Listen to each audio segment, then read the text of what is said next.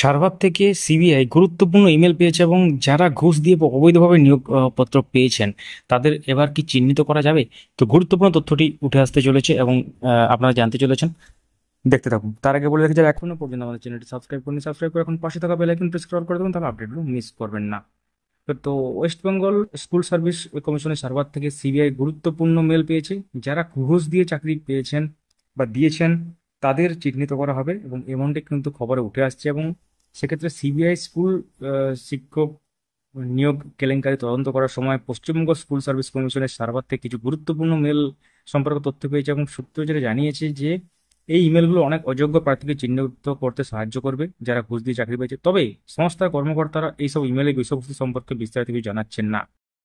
সূত্রগুলো বলছে যে এই প্রক্রিয়াটি 2016 সালে রাজ্যের সরকারি স্কুলগুলোতে শিক্ষক ও অশিক্ষক পদে নির্বাচিত 25,753 জন প্রার্থীর মধ্যে যোগ্যতা এবং ঘুষের ভিত্তিতে চাকরি পাওয়া প্রার্থীদের বাদ দিতে সাহায্য করবে। গত মাসে কলকাতা হাইকোর্টের ডিভিশন বেঞ্চের নির্দেশে এই সমস্ত নিয়োগ বাতিল করা হয়, কিন্তু সুপ্রিম কোর্টের কাছ থেকে কিছুটা স্বস্তি এসেছিল যখন শীর্ষ আদালত জুলাই পর্যন্ত সময় দিয়েছে। চাকরি বাতিলের নির্দেশ আপাতত স্থগিতাদেশ রয়েছে, কিন্তু মামলার পরবর্তী শুনানি হবে। নিয়োগ প্রক্রিয়ায় যারা ঘুষ দিয়ে চাকরি পেয়েছেন তাদের খুঁজে বের করার জন্য এসএসসি নির্দেশ দেওয়া হয়েছে।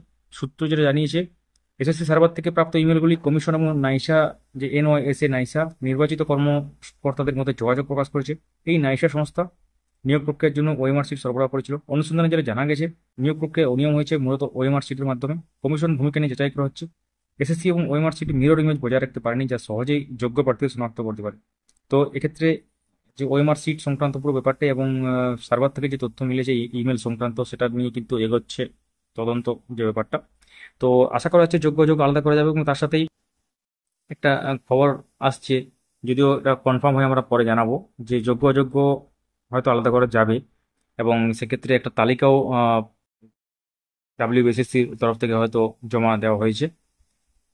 এই প্রসঙ্গে আমরা বিস্তারিত জানবো এবং আপনাদের উদ্দেশ্যে কিন্তু শেয়ার করবো পুরো ব্যাপারটা। সঙ্গে থাকবেন এবং যারা নতুন দেখছেন সাবস্ক্রাইব করে বেল আইকন প্রেস করে অল করে রাখুন, তাহলে আপডেটগুলো মিস করবেন না। পরবর্তী দিনে যে আপডেটগুলো আসবে ডেলি বেসিসে আপনারা পাবেন আপডেট। সঙ্গে থাকবেন। Thank you so much for watching.